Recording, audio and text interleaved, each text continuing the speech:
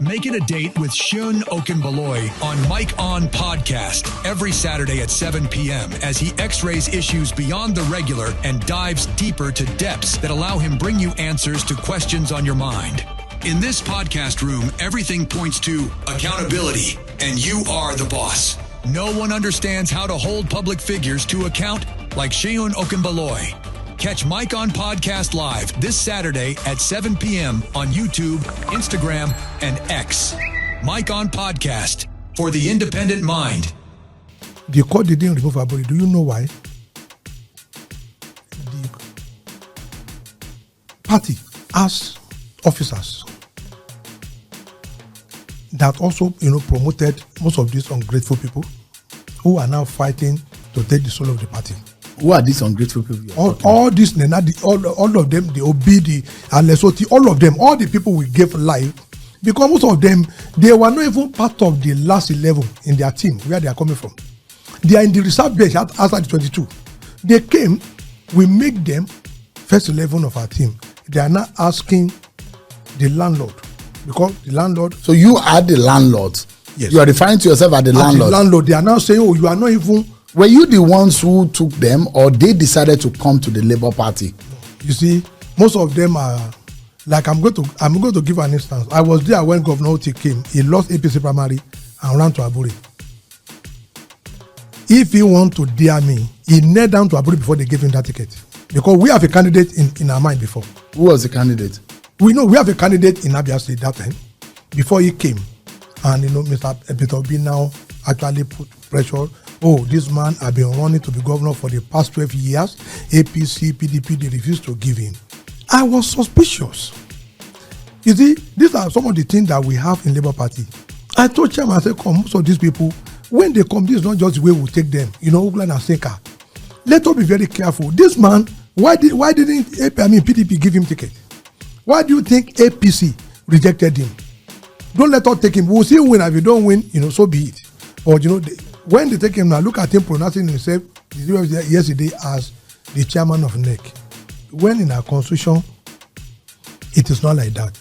You said Governor Alex Oti knelt down for Julius Aburi. Before he was given that. Where? In the secretariat.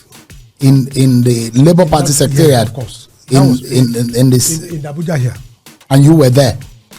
You know, this is my 17 years in Labour Party.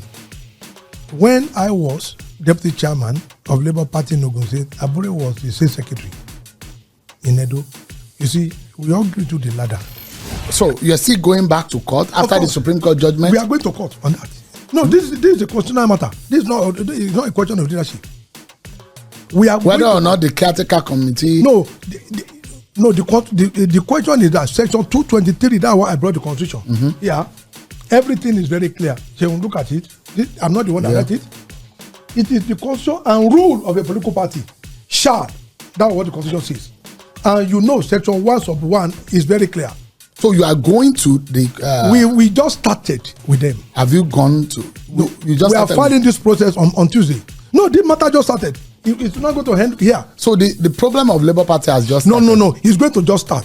It's just started now because we are going We thought that the Supreme Court has settled No. That is issue. No, the Supreme Court is talking about your leadership. But, they went to submit a letter to INEC. They were just trying to gaslight INEC to think, they will do their bidding.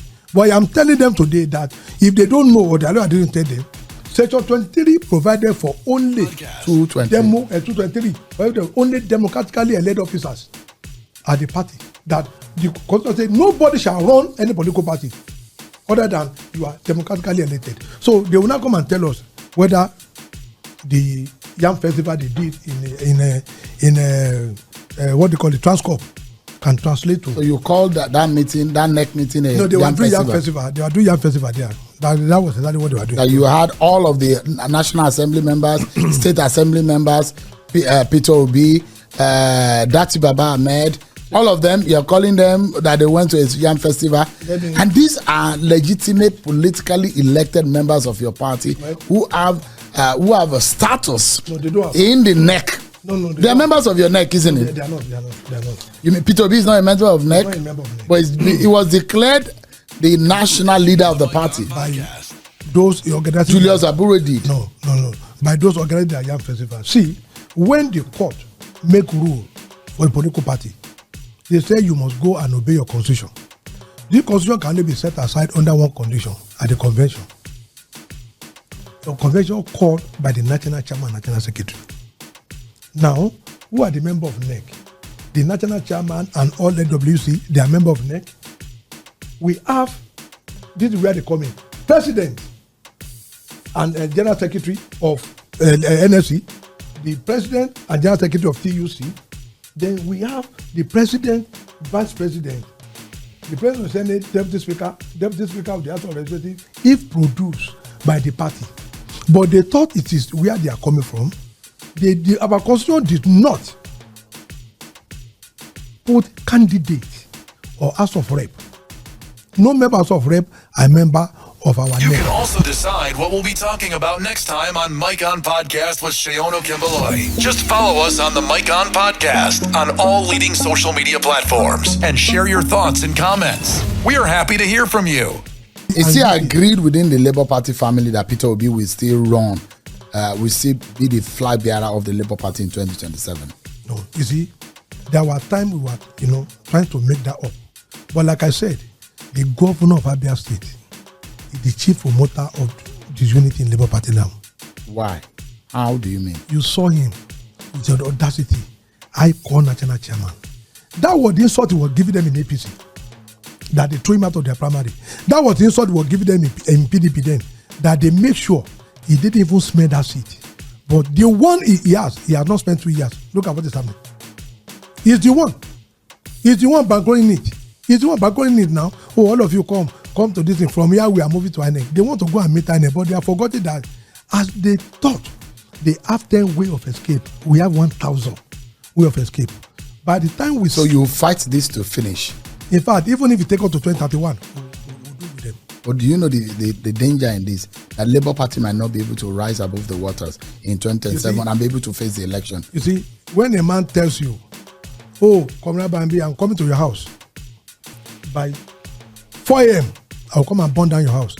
I will be a bastard to allow the person to come to my house by 4.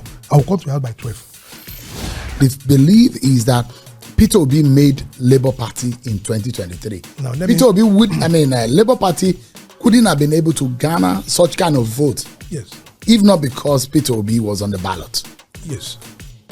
Is that now an admittance that the leadership of the party should be thrown out? That is where the ungratefulness comes from. Mr. Peter Obi, as far as I'm concerned, was being manipulated by Governor Alessoti. And I will tell you, when they went for that convention, when they went for that convention, it was agreed. And they moved it, to Inewu. Later, something went on between the two of them over the issue of leadership. Oh, who is the leader? Is the governor, the governor, or you former governor and president candidate? Do not forget, after that now, Governor Lesotho now gave all his officers, the assembly, the rep, the deputy governor, and co. He asked them to be member of that committee. In fact, it was the deputy governor that declared the result. Then Peter Obi came back to say, oh, you shouldn't have done that.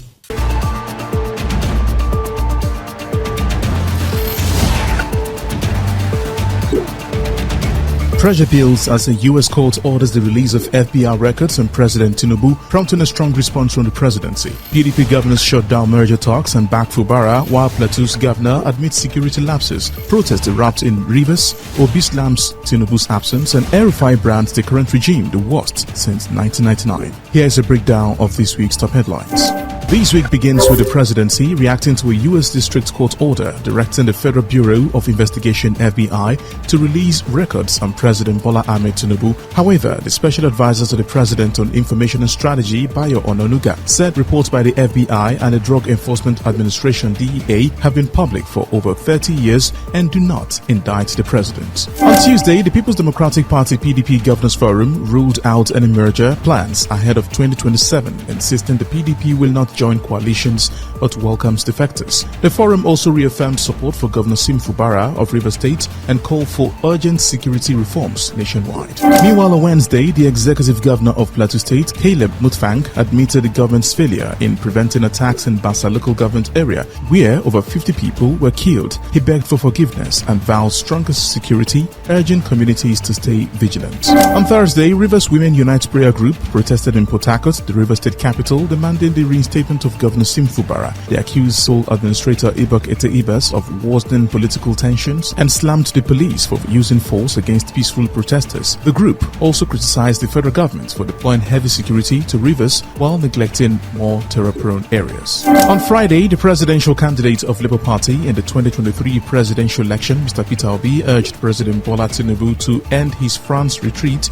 and return home to address rising insurgency, citing over 150 deaths in 2 weeks and ongoing violence nationwide, one he attributed to as a failure of leadership amid national crisis. Also this week, former Kaduna Governor Nasir El-Rufai slammed the President Bola Tinubu administration as the worst, most corrupt and intolerant since 1999, accusing it of dishonesty and failing to tackle insecurity. He hinted at a 2027 political shift back in the Social Democratic Party SDP to defeat the All Progressives Congress APC.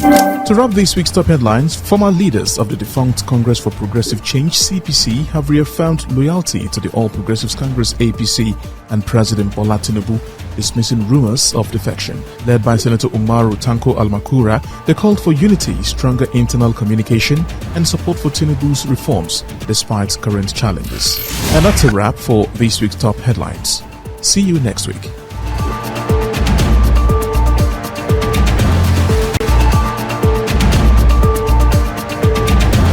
This week's trending story sparked outrage, heartbreak, and disbelief across Nigeria, from financial ruin to fresh waves of violence. Here's a quick dive into the biggest trending stories and commentaries. Plateau is trending as Nigerians mourn the massacre of 51 Christians in a midnight attack.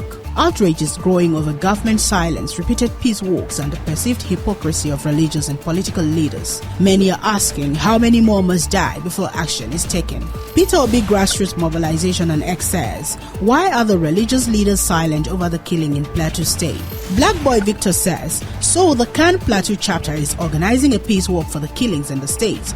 Guys, in 2018 we had a peace walk for the same freaking reason. Why are we still walking almost 10 years after? How do you keep doing the same thing expecting a different result?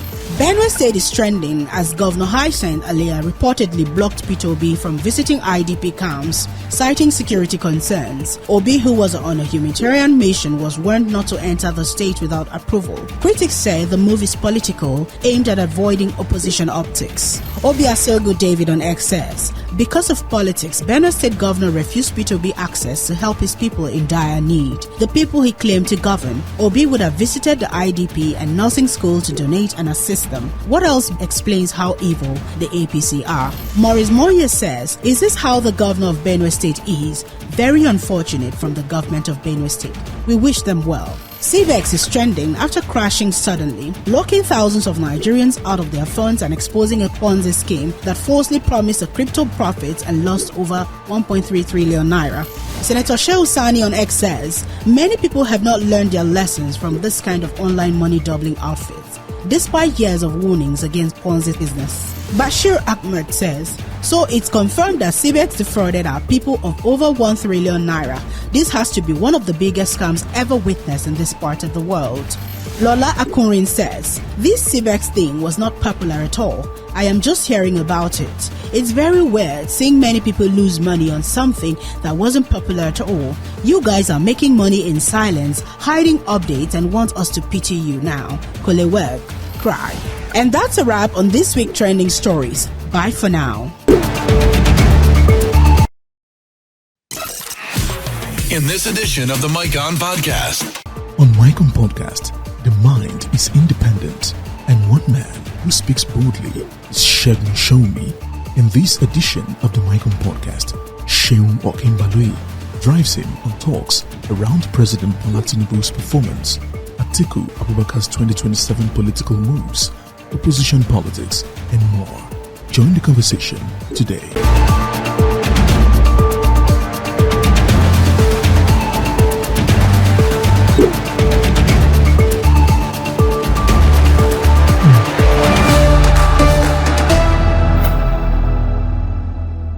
Hello everyone, welcome to the Mic On podcast. And on this edition, I was speaking with one person who speaks his mind, and so nobody can hold him back.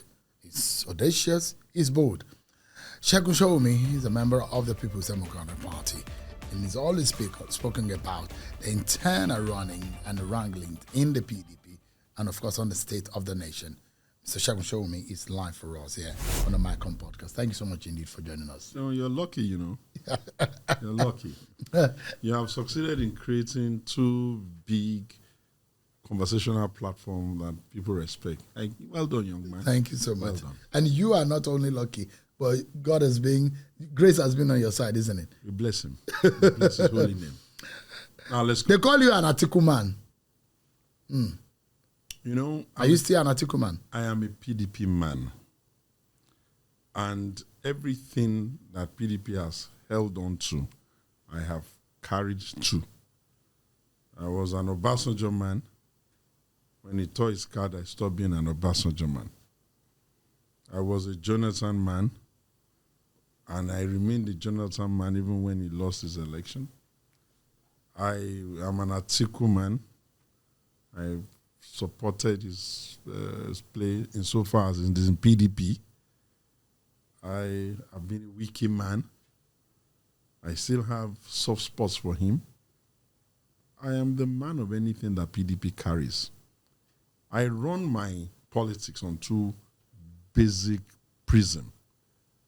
The first is Nigeria first. If whatever is being discussed is going to conflict with what I consider to be the best for the nation, then I'm off that train. I'm for Nigeria. The next is I am a stable, committed, loyal, non-bending PDP man. I have been in this party since the get-go. Some other characters have left and come, chasing platforms for election. Insofar as they are in the party, then I am their man. I pray that His Excellency the Vice President will remain, because he's still a PDP Atiku man. Abubakar. Atiku Abubakar, of course. He remain, and he still says he's a PDP man. Any day he stops being a PDP man, then I doubt very seriously whether I am the type of person who will follow anybody on such a journey. I didn't follow. So when Atiku stopped being a PDP man, you stopped being an Atiku man. I will be his man up to the extent that I will look at him like a father figure whom I love. But to the extent that his politics will not determine my politics, that will not happen. Should Atiku Abubakar leave the PDP? You first of all have to tell me where he's going. And he'll have to explain to his friends and his family why. As far as I'm concerned, politics is usually both a group decision and individual decision. But it doesn't look like what we're seeing today. There was a visit of Atiku Abubakar, Tambuwa, Nasir. They visited Buhari. I visited General Buhari before them all. When the election was over, while they were still busy brooding and trying to make up their mind whether Buhari was a personality to be reckoned with or not, I visited him in Daura. So I do not begrudge them going to visit him. And besides, they said they went to pay Salah homage to him. So maybe when it is Easter, they will pay his homage to Obasanjo. It's okay. These are former leaders, but the future of Nigeria will be determined on a completely different paradigm, and it will not be on those assumptions that they make. On the inside in the PDP, there are those who say that there's no likelihood that Atiku will run on the platform of the PDP. Those are decisions he has to make by himself. The burden of running an election, a presidential election, is a very heavy burden. And anyone who wants to run a presidential election in Nigeria must first of all determine for himself that he wants to. It is the right of every politician, just like it is my right to also look for the platforms that I want to contest. Seun, who told you I'm not running for president in 2027? Are you? I may. I have looked at the kinds of politics of the country, the kinds of things that men like Showore, my brother, and his energy that he puts in, the kinds of ideas that people like Peter Obi put in. And I think I bring a lot more than that. I feel that we must be thinking about pragmatic solutions to problems. If you cannot give up to the level that a man in charge is giving, in terms of policy direction, I don't think you should you should be. So Segun Sowunmi, 2027 for president, very likely. I have been a lot of, you see, because I created the alternative movement and I've been around forever anyway. A lot of people have been saying, Segun, your ideas are so profound, they're so strong. Why don't you? But I've always said to them before now that, look, the important thing is how do we collaboratively move our country forward? But if it gets to the point where everybody now thinks that their own ambition is superior to our own ideas, then probably we'll have to tell them, let's go there. It's beautiful. There are 18 political parties in Nigeria. The PDP as a political party, if they zone the presidential ticket to the south, I am going to buy the farm. I'm going to challenge for it. I'm going to push strong ideas onto the table. I'm going to challenge them on the issues that confront the nation and potential solutions. I do not accept that after 26, 27 years in democracy, the conversation of how to solve the problem of Nigeria can be done at the level of just assumptions. We must ask the why. We must ask the when. We must ask the how. And we must interrogate the fundamental principles that is going to drive policy. So far, so good. We have allowed a generation of men who have been in charge of this country, either directly in the office or within a particular age grade, to constantly assume that the country was created only because of the ambition. We say no to that. So you think that you can be a better president for Nigeria? I think that eventually, I hope that I will become president of Nigeria anyway. It's been anybody, you've always wanted to be that's president. Always been clear. This is the reason why I've done everything. Just like President Tinubu, who said he's always won. It has been clear. It's the reason why I've done everything. So you will probably be the second president from Ogun State, if God permits. I think that after Obasanjo, I think that within my generation, the possibility that I'll be president is very, very high. We're only marking time because the 70, 80-year-old men who have been discussing the politics of Nigeria forever, we're honoring them as leaders. And I've always said, even to Atiku, and even to Obasanjo and Koda, and maybe even to President Bola Tinubu, that, look, gentlemen, you no longer have the capacity to get us the kind of country we want. But there's something you owe us if you are not too distracted. It is to settle the directive principle of how this country will be stabilized. And one of the things I had hoped they would do, rather than bicker and be acting like kids, is to say, we have received a nation from our forebearers, if you like, the Awolowos and Kos of this world. We have impacted it as a generation, both the military and civilian, up to a point. We see that the vast majority of the citizens, of the 200 plus million people, are not happy and they are not well served. And we can see that the democracy is not giving them the satisfaction it ought to give. Therefore, let us stabilize the directive principle of how this country will run. Do you want to figure out how to make sure that every constituent part of the country feels involved? Do you want to be sure that your constitution, which you complain about all the time, is not fit for purpose? Do you want to take care of the constituent structure of the devolution of power as to what do you want to do with what you call federal rules, and I'll get into many you can't maintain?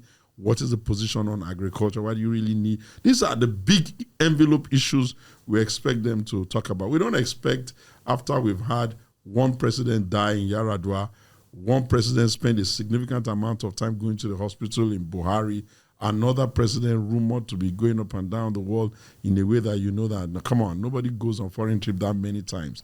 We don't expect that the Nigerian Federal Republic of Nigeria, the presidency is going to be a sick bay for old people. And we cannot watch younger people in the other African country come to the table with strong ideas, which we know that by miles I am better than them. And then we'll be shying off or shying away from saying, okay, we do not know whether we'll succeed, but we have a right to challenge them to the ideas they say they are running. And more than likely we'll do that. And that could be possibly in 2027. And would you be up against Bola Tinubu on the ballot? The major thing that had actually been keeping me back has always been my sense of fairness. I had always said that because Obasanjo has been president, Yar'Adua has been president. Buhari has been president. Bola Tinubu is president now. I've been uncomfortable with the fact that the Southeastern person has not produced the presidency. And to some extent, I had always felt that the best time to start saying, okay, let's discuss this thing differently is if we've been able to get an Igbo president or a president of Igbo extraction, so that the conversation around the presidency of Nigeria and leadership will no longer be a conversation of, oh, it's from here, or it's from here, or it's from here.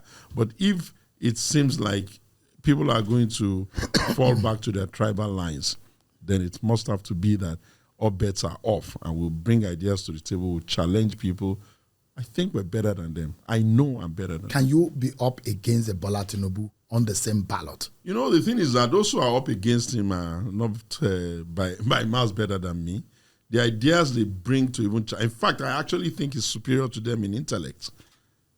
And for me to tell you that Ashwaji Bola Tinubu is superior to them in intellect, you must know that I know them. It's one thing for you to say, are the policies coming together well? It's another thing to say that, are those policies having, knock-on effects on the poor? But you cannot begrudge the vision that they are driving. I listened to some of them talk nonsense about the coastal road from Lagos. They can't see that is the waterfront that Dubai and other countries have that is being built. It's only an audacious leader that can think like that. I can see that. I see what he's trying to do with specialized economic zones for agriculture. So really, it will be tough for me to believe that they have better to offer. But I know I'm better than him, and he even knows I'm better than him, because we didn't start engaging intellectually today. Myself and President Bola Tinubu have been engaging deeply intellectually. There will be those who will be asking, deeply, since, have you been tested governance-wise? Bola Tinubu has been governor twice. Listen. If their track record is anything to go by, maybe Bola will give you reason to say, okay, maybe, and he's president even before me anyway. But you see the others, there's nothing in their test record that excites. Their concept of managing even subnational states is too weak. I expect that anybody who has the vision of becoming president, if he has the opportunity of running a state, has to see the state almost as if he's creating another country. I don't expect them to run on the same axiom of waiting for federal allocation. I don't have a problem with the monies. I have a problem with the policy and the type of direction and the thinkings.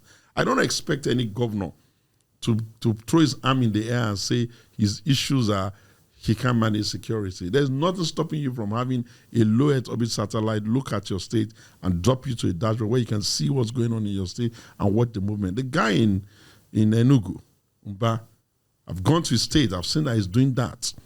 So what I'm saying is that over the years, you've listened to me a lot. I don't come to the table filibustering.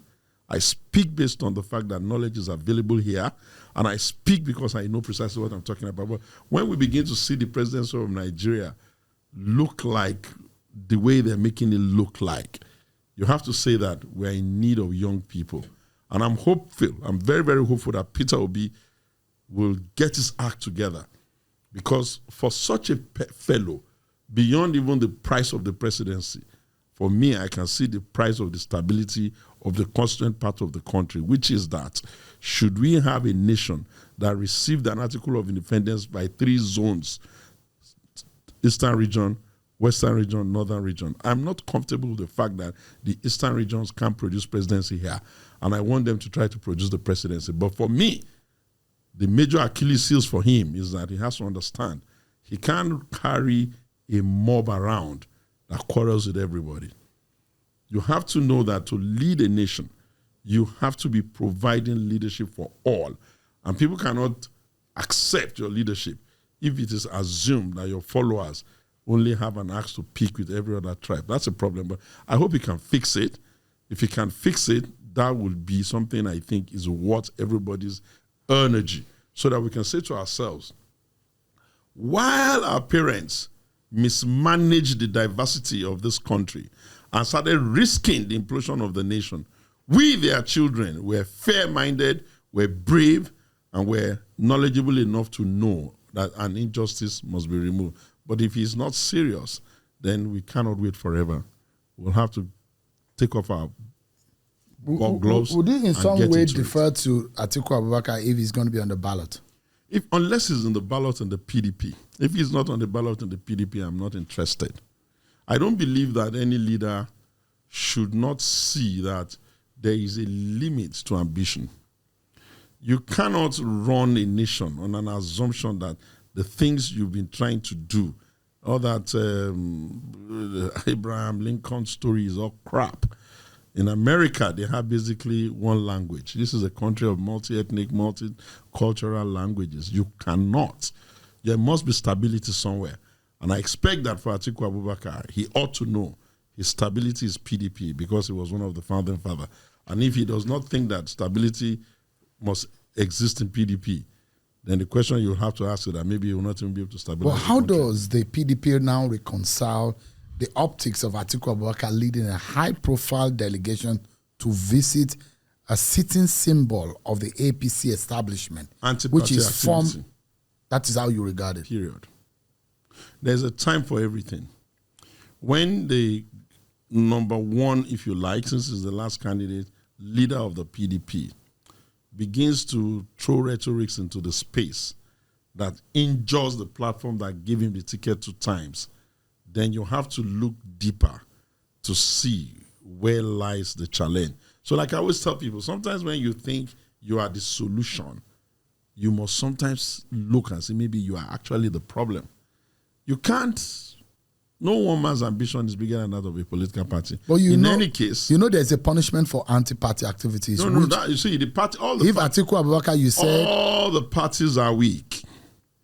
If the parties had been, as I had suggested, you heard me say, it's time for them to reform. I've been screaming it for more than. I started screaming it in 2015. And I did say at a meeting of leaders of the PDP that you cannot solve the problem you've created with the consciousness by which you created it. You need to start reforming it. They didn't do that. So we limped on till 2019. They didn't do that. We limped on to 2023. I'm amazed that a political party that has not been successful in 3 elections back-to-back will not see the need to press the default button and try to repair their institutions from within so that they clean it up on the inside and then present it anew. But of course, what we see, which is also what one of the things you are saying with the man, with Atiku himself, is that we see that they have reduced the totality of the mystique of a political party to the ambition of their individual ambition. So it therefore means that if people feel that their ambitions are not going to be served, it must naturally mean that the party is not doing it. But I don't agree with that. If your ambition is going to be served or not served, you will have to wait and do the dirty job of cleaning the party. You cannot be the ones that created the party, at least be part of people that started it, and then be the one that will kill the party. That's not how to. I mean, but there are those who will say Atiku has tried his effort, but you know also the effect of the Yensam Wike and the Wike factor. How easy would it have been for Atiku to have been able to clean up? What about the people who thought Atiku factor was the basis by which they couldn't even get their own ambition? Do you know how many people have contested against Atiku? Where do you want to put people like Bukola Saraki and the others who have lost to him? Listen, the game is the game. You have to understand that. The fact that they even say somebody 1 week factor, it pukes me. Because I don't expect an institution that has produced an Obasanjo, produced a Yaradua, produced a Jonathan, produced all of the vice presidents that they produced. I don't expect them to suddenly feel so powerless. If the seed that is going to implode the party had not been sown when it was, it will not come to this. So you can't blame BK for what is happening. And if the seed haven't been sown, cannot be expunged up till now, I don't have the time for every day calling one man in the midst of all of them. They're all as guilty. That's why I always say none is all good, none is all bad. Because sometimes it always seems as though you expect. Do you know how many people are members of this party? You know how many cells PDP have? In every polling unit in Nigeria, there are members of PDP. In every ward, in every local government, in every hamlet, in every home. Even as of today, we still have 12 governors on the stable of the PDP. Do you know how many senators they have? Do you know how many House of Rep? Do you know how many House of Assembly? And you're going to read all of that to Wike or to who? I come from Ogun. I know that, yes, we couldn't, the court systems and the way we have to prove election cases in the country needs to be reviewed. Because sometimes you can see the facts. Everybody can see the facts. But when you get to court, it's not because the court is doing anything untoward. It's just because of the way evidence are picked, the role of INEC after the election, what kind of rules of admissibility of evidence, how much time you're allowed to call evidence that can speak, witnesses that can speak to evidence. These are the issues that make election petitions complicated. But it doesn't matter.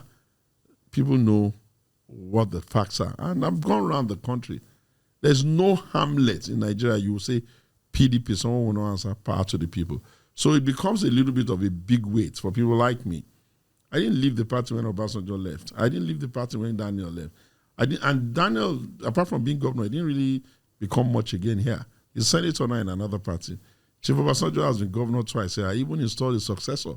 I did not leave when he tore his card. Burji Kashamu died. I'm still in the party. Do you really think I'm going to be very happy that leaders of the party who are supposed to be looking for the solution to the problem of the party are the ones that are speaking these kinds of things to the party? If anybody wants to come to our party, they're welcome. And the party is big enough to accommodate them. The People's Democratic Party, my party, is the only party in Nigeria where you can be clear that if you put your effort in the primaries, you can win. After all, where was Atiku when they were forming the candidate, the NWC of 2017 that ended up giving him ticket in 2019? Was it not the Wike that were in charge even when he won in 2023, even though Wike himself was on the ballot? I do not like people who make excuses. People must understand that leadership comes with great responsibility. And some of that responsibility include giving hope to teeming members of the political party. Let me quickly ask you, that visit to Kaduna led by Atiku Abubakar, there are a lot of Nigerians see through things and they will know that is not just mere courtesy call as it make it to seem. And and there are those who believe that maybe this is a subtle attempt at political realignment or back-channel discussions ahead of 2027, especially given Buhari's recent reaffirmation of loyalty to the APC. Listen, Muhammadu Buhari will have to determine what really constitutes integrity. And I'll remind him. In 2015, all the generals in the country, including Obasanjo and all of them, Atiku and co, all put their hands together to back him as presidential candidate, and he won.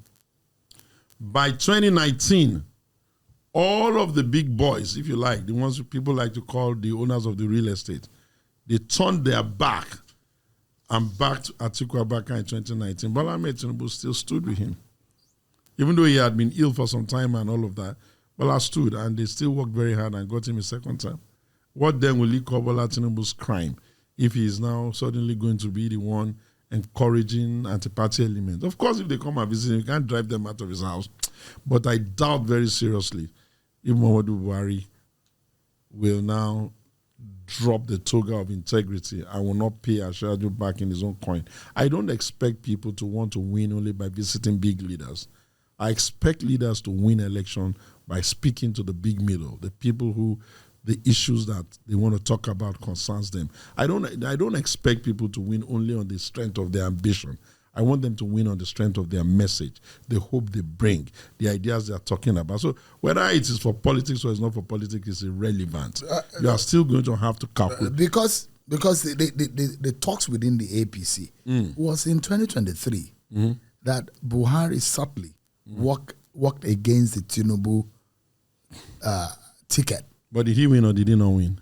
So that's the question. Okay, so if somebody whether was, or not, without conceding to you, if somebody was not the president, had been out of power since 2007 in Lagos, and he won a presidential election, which you people say Buhari was not with him and policies were directed against him, and then you actually think that that kind of person is going to fret because of what? Have all the governors in the APC said they are unwilling? Look, I'm a PDP man. Well, they can source in their own stew. I'm interested in stability. The APC as a political party, I wish them stability. When they won the election in 2015, although I was not part of that, but I was happy for them because I thought, okay, Nigeria will have another stable political party, and they've won 3 elections too, which is not bad. So when they get to the hurdle of what they're going to do with their presidential election, it's their business. They'll take that decision. I am interested in saying very clearly, the pathway for People's Democratic Party of Nigeria to win the next election is very clear to me. It's unambiguous. How would that happen? Oh, I will not tell you that completely, but I will just say to you, in the last election, we got 6-point-something million votes. The third person, Peter Obi, who is also a PD man really, until he went there, got 6.1 million votes. The third person, who is also a PDP man, Kwankwaso, got 2-point-something million votes. Can you not see that it is the votes of the PDP that was fragmented? Can you just imagine if we just joined the PDP numbers back together and figured out a decent way of picking a fit-for-purpose candidate? That would be like 15 million or thereabout votes. If you put all so of those that's together. like a stroll in the park. We're going to win. And we are not under obligation to keep giving the ticket of the presidential candidacy of PDP to only one individual. Although nobody is preventing anybody from contesting, everybody must be willing, ready, prepared to play by the rule.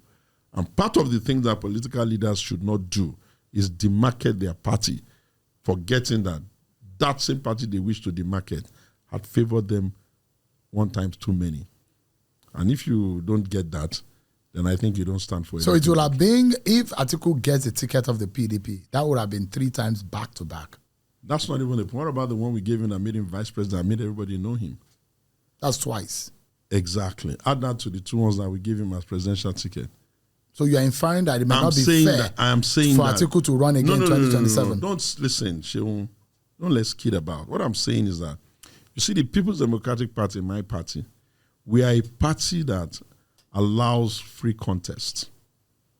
We have never been a party where we hold anybody's hand. I mean, can you imagine Wike losing 2023 election? Do you know the kind of contribution they had been making before then? Do you know what type of bills he has been picking on behalf of people before then? But because it was a free contest, everybody came, somebody dropped down for somebody, and another person won, and the result is the result. Of course, people can brood, people can be upset and all that, but that's fine.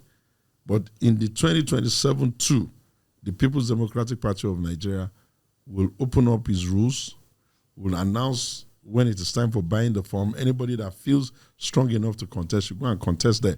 If I were Peter Obi, I'll come and take that ticket. I'll make a very strong stake for that ticket. And Peter Obi should return to the PDP. I think that if I were him, I'll make a strong stake for that ticket, because I really do not see why the Igbos. This party was actually conceived in the bedroom of Alex Ekweme. I really do not see why the Igbos and the southern leaders and other leaders of thought in the country, especially in the PDP, cannot say, okay, we accept, we owe a Southeastern debt. Here's the ticket. If Peter can do 6-point-something all by himself, with no governor, no nothing, can you imagine what he would do with 12 governors and a strong grassroots infrastructure? Have you seen the way we do primaries? Our primaries are like movies. They're like a movie set. We don't joke about. It's so choreographed. It's so beautiful. And if we've gone everywhere else. We've not gone to the Southeast. But Peter is at liberties to do as he wishes. So Peter, if Peter Obi goes to the PDP, it's almost like a stroll. It will likely get into the presidency. It will likely get the ticket. I don't know about stroll. Every contest must be, keenly contested. You have to count. You can't count. But it will be easier for him. Because he'll be, if he gets that, if his numbers and his animate energy that is following him were to follow him into the PDP and he was the presidential candidate, I can guarantee you Peter will take the Southeast. Peter will take the South-South. Peter will take the Christian North. Peter will take North Central. Do you know how many votes PDP can bring for him, even without campaigning? Just PDP and people will just come apart. But it doesn't look like Peter will leave Labour Party. It's not listen.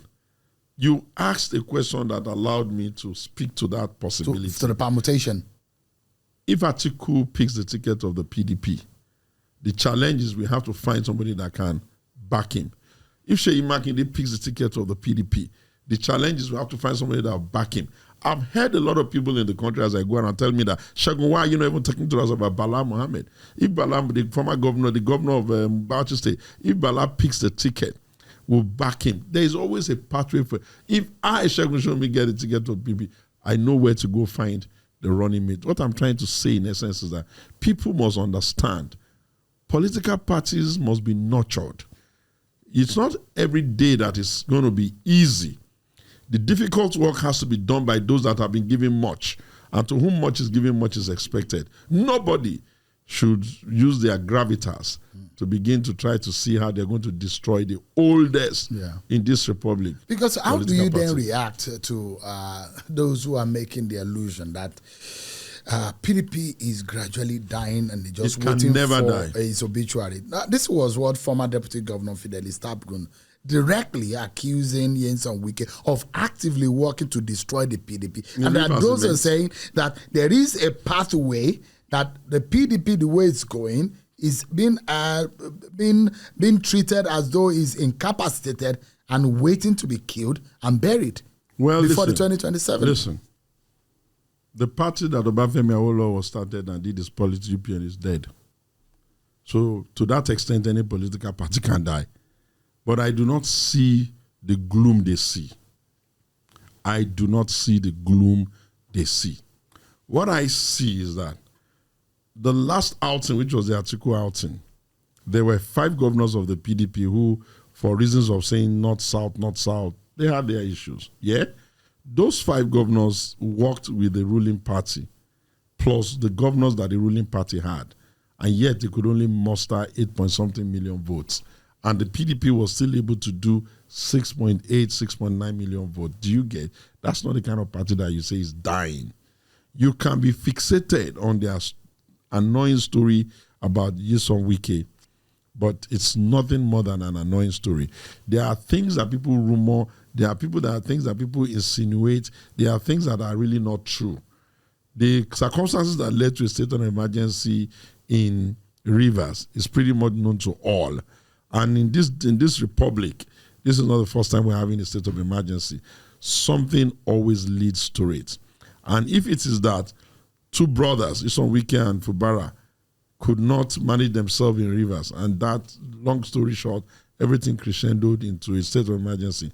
I'm not sure that when the president was announcing that state of emergency, he said, by the powers conferred on him by Wike, he took that decision for himself. I'm not sure that when they went to the Senate and the House to get the necessary legislative backing for it, I'm not sure it had anything to do with Wike. I think that we have may God forgive us all. You people that do it all the time, I'm not part of you.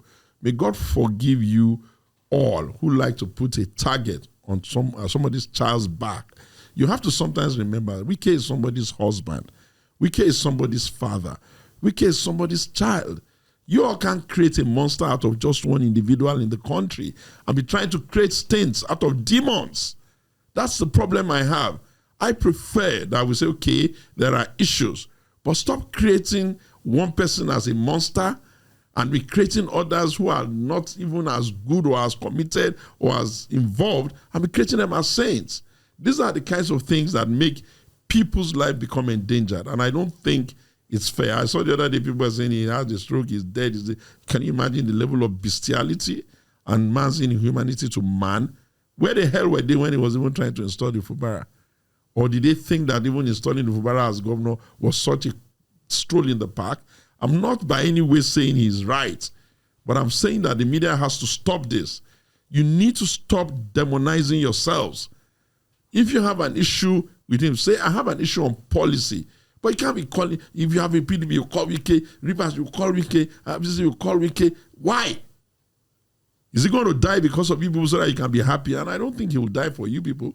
I think he will do his politics according to how he knows. And we have had many strong leaders in politics. Now, at the end of the day, they will do their best, and their time will pass. And in any case, I don't remember anybody ever saying that the day of the vote, anybody puts a gun in anybody's head to force them to vote. You are just lazy. They are just lazy. They will not spend. They will not exert themselves. They will not negotiate. What do you think politics is? Politics is the coming together of people of interest to negotiate for power. Nobody has to do you a favor. If you want power, you negotiate with people that can contribute one way or the other.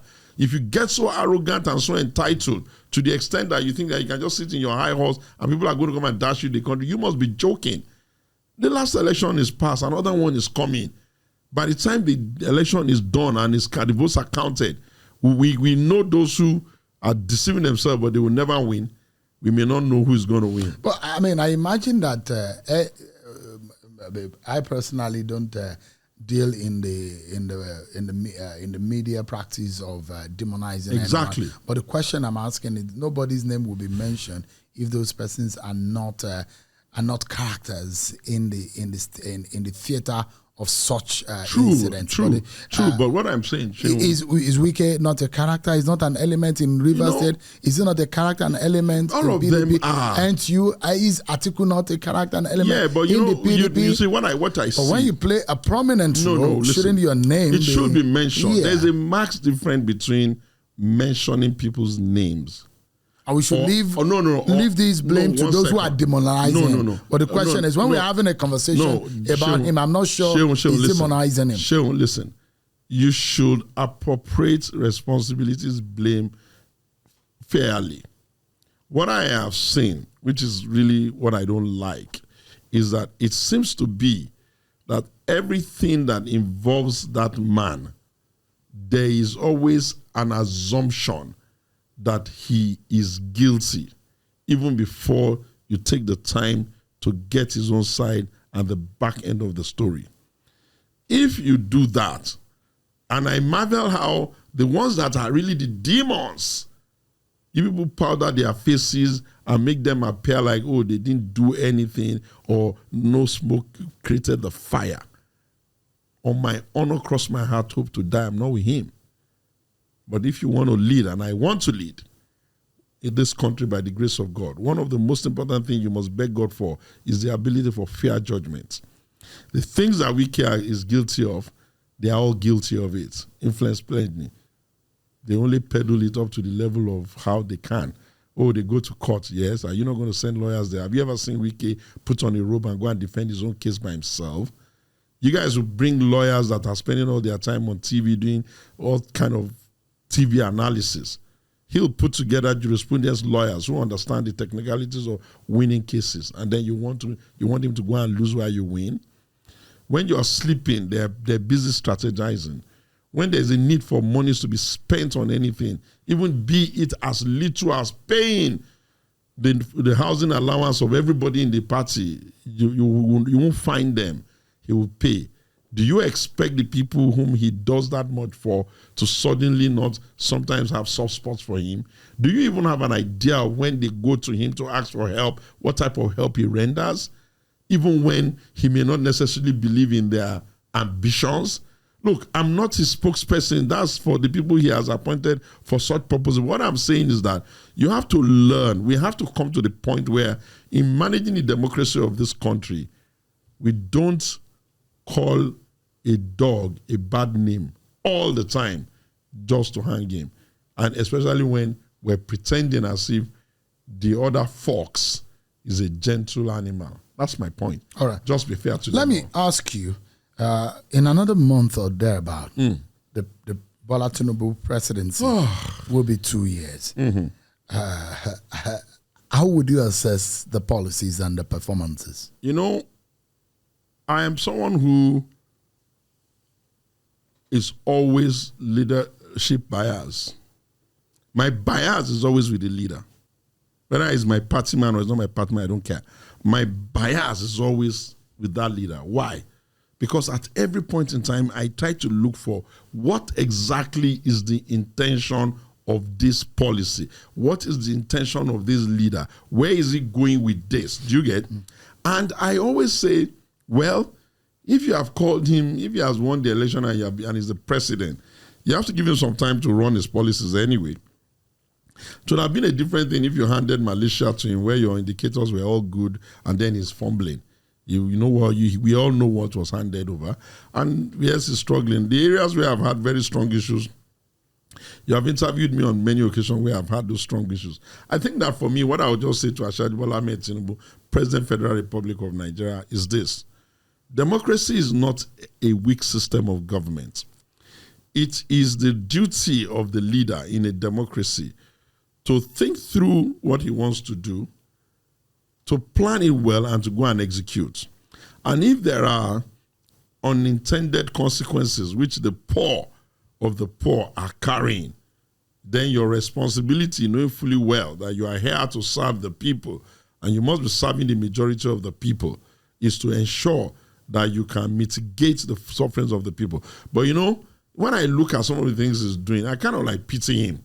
I pity him in the sense that here is a guy or a president who is doing everything humanly possible to give the local government more autonomy, to give them more resources, to create zones, development zones for each of the zones. You can tell that those are policies directed at helping the people. The governors have fairly more resources. There's extra funds being allocated to help them with, what they call I forgot the name they have in their party, something for infrastructure.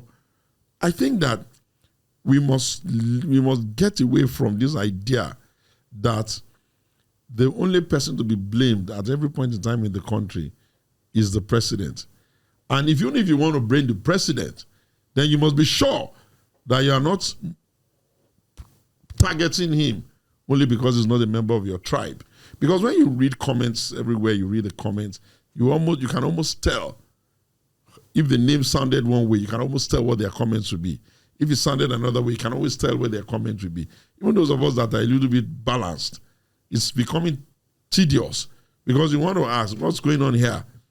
This country has had a lot of presidents, not the first, and certainly will not be the last.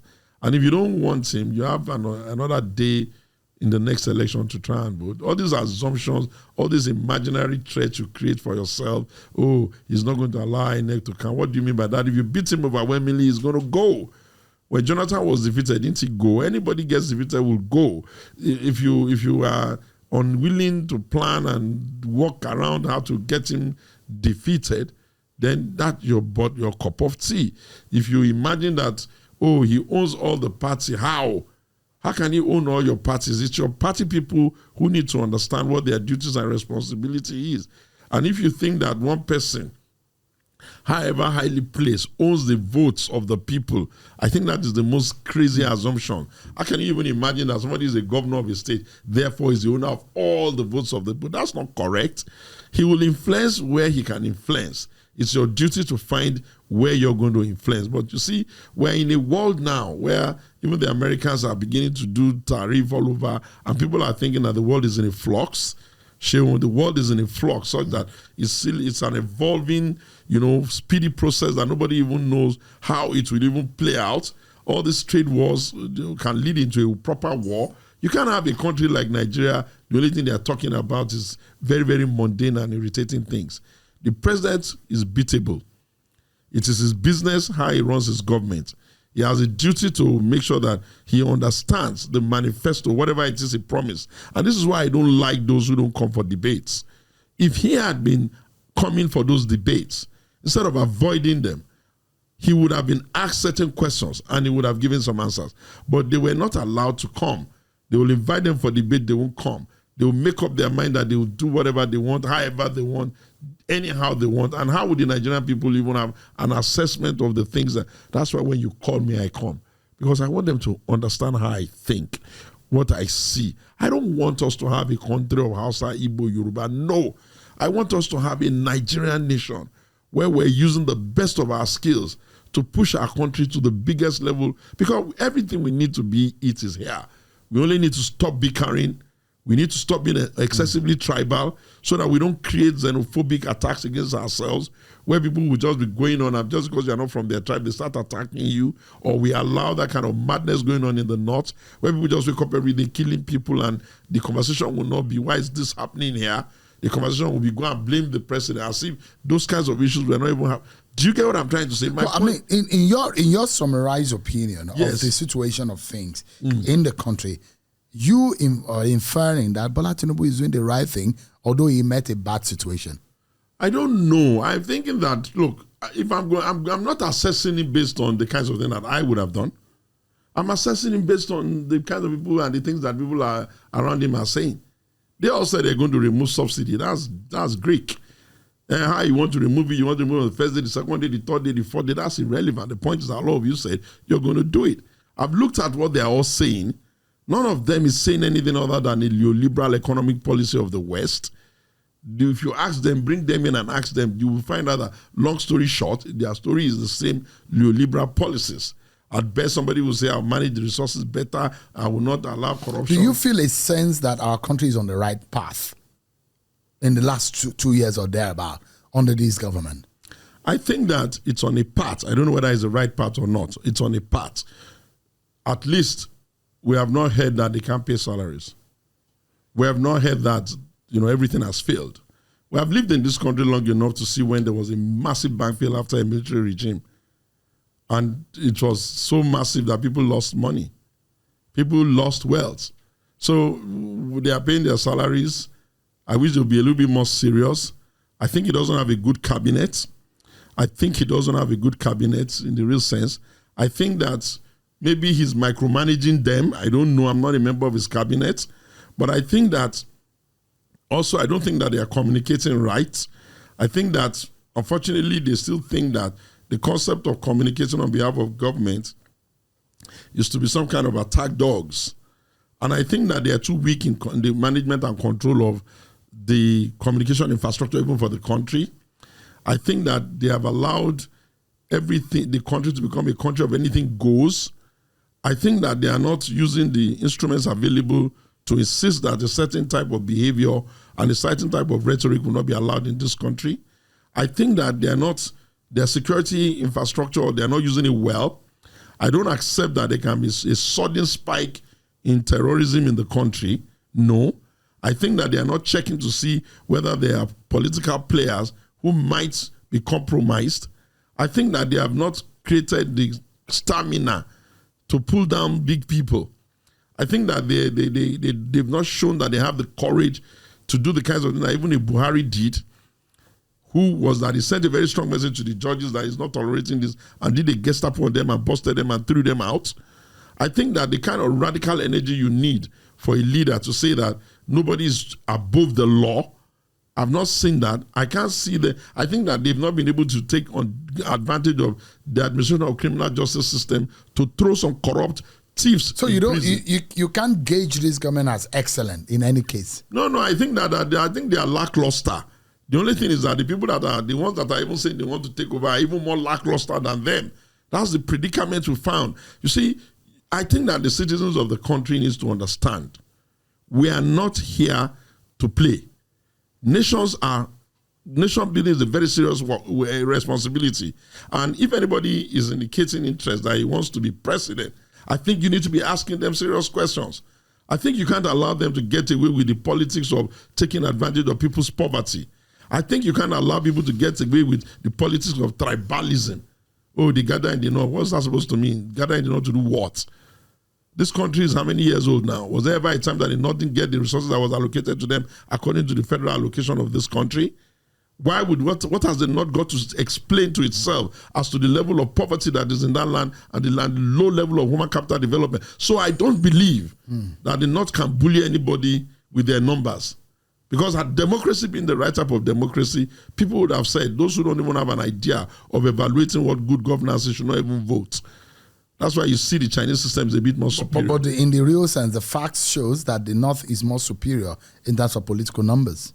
No. They are only taking advantage of lack of family planning and breeding without control. Is that their fault? That they have more political number strength? No, listen, if you have an environment where by education people are no longer having 10 children, marrying 5 wives, and some people are still there, how is that an advantage? You have to look at the demography of the place. That's why politically speaking, they stand a better chance. No.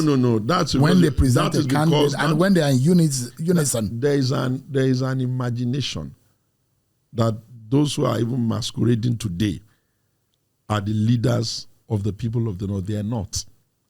The leadership of the North is in a lot of cadres. Some of them are their Islamic leaders. Some of them are their thought leaders. Some of them are their traditional rulers. So if one or two politicians are saying, oh, not, yeah, you will have to say it is the APC or President Bola Tinubu's party just to say, are they not having their own northern players? Have you looked in the north and calculated how many governors they even have? Have you checked how many senators they have? That one person is screaming from one northern place. Do you know how many people from the same north are there? I have participated in the campaigns very well. I know what I'm telling you. In the build-up to 2023, I went around the north. I was amazed that it was even Bola Tinubu's jingles that were even trending. So politics is politics.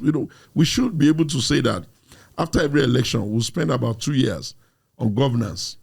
Otherwise, we're going to be a nation of politics without governance. I mean, for the interest of the nation, yes, politics aside, yeah. Anyone, even if you don't like the face of who is leading, absolutely, you pray for the progress of your nation. I don't even know whether you should pray or not. Government come, government goes. Yes. The question here is that you think that the Tinubu government is lackluster. Those are your words. Yes, they are.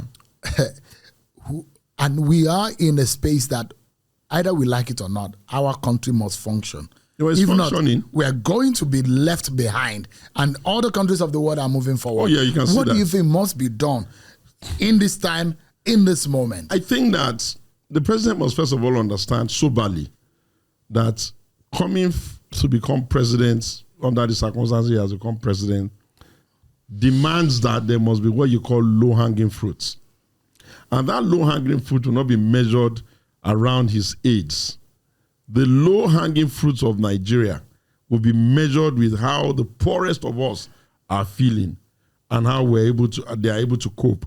Any leader that thinks that he's building avant-garde, highfalutin ideas that does not impact the most miserable of our people, the poorest of the poor, has to understand that he's joking. And if it is democracy, of course he's going to lose. But if he loses the election, it will not invalidate the fact that some policies are visionary. But it is for him to find the right mix. I find it extremely offensive that anybody will be president of our Nigeria, especially him, and he'll be losing the allies that worked with him. Elections are very serious. They are tedious responsibility. You shouldn't be losing allies. I don't expect him to happily be losing his allies. And I don't want to just be, if I mention Nasrullah, they will say Nasrullah is this, Nasrullah. But I don't expect the President of the Federal Republic of Nigeria to be unconscious as to what men contributed to that journey. I don't expect him to wait for those people who... Does it make him ungrateful?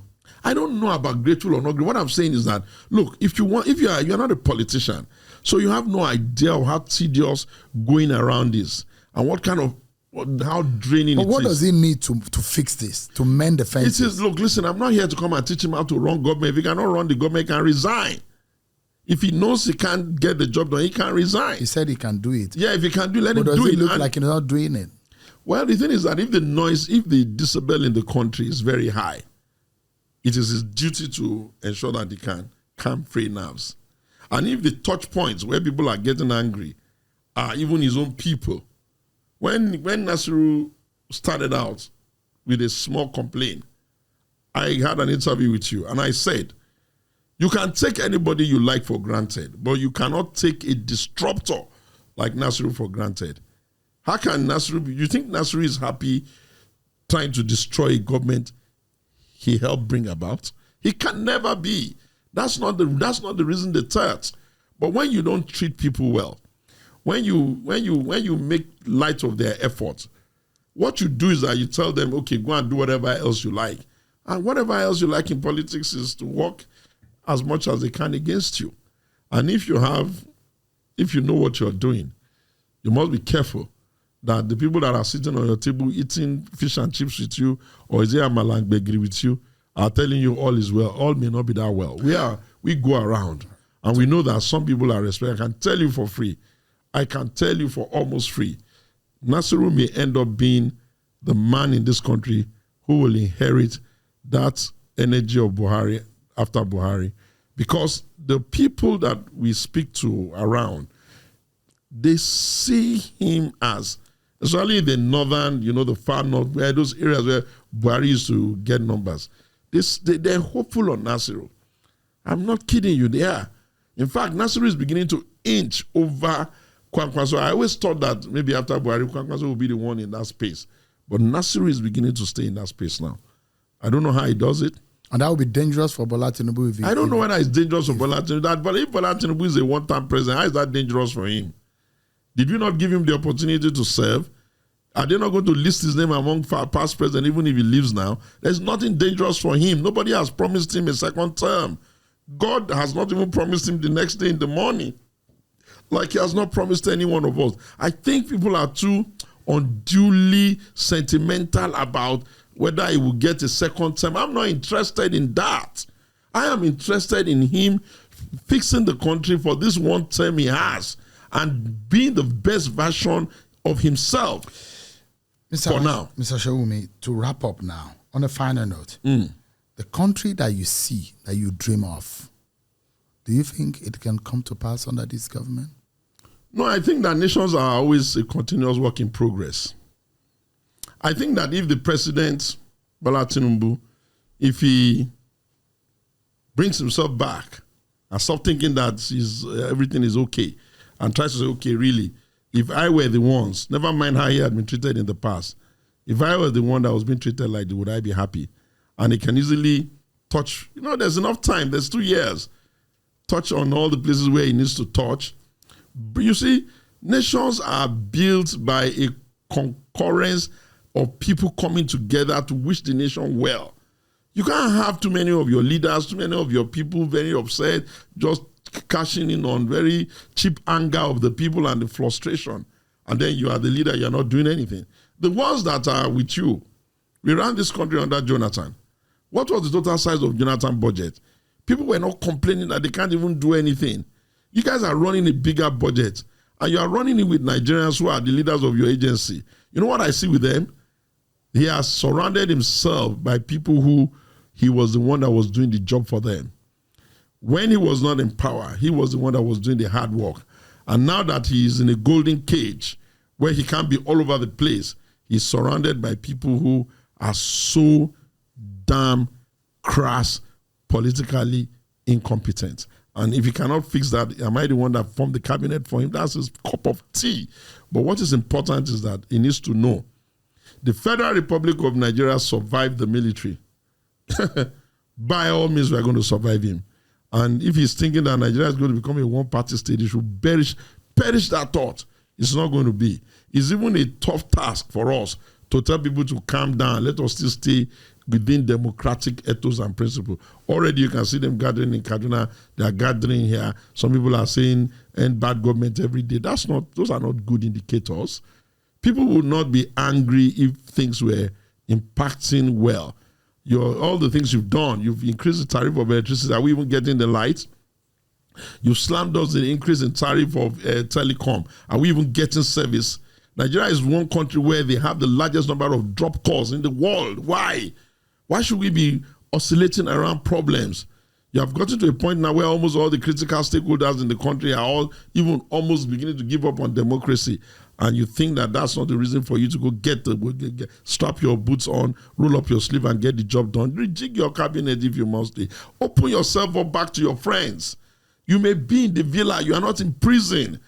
And even if it's in prison, luckily you have the key. Why should people not be able to access you? Why should your political friends not be able to reach you? Why should people like Ndume be upset? Were they not the ones that stuck their neck out for you? Why should Nasiru be upset? Was he not the one that even practically bullied the North to say that we're going to go south when everybody was still saying they wanted North? When was the last time he even saw the former President Buhari himself? When was the last time he spoke to him on the phone? I know things that I can't afford to share with you. The bottom line is that those who want to eat alone, most often time, like the proverb says, die alone. Otumba Segun Sowunmi, many thanks for coming on the Micon podcast today. It's always a pleasure. You know, I will shoot straight to you. I appreciate it. Well, that's our conversation with the man who shoots straight, direct in the bullseye, Segun Sowunmi. Thanks so much, everyone, for joining us on today's edition of Micon Podcast. I'm Seun Okinbaloye. God bless Nigeria. Thank you for joining us on this edition of Micon Podcast with Seun Okinbaloye. Micon Podcast for the independent mind.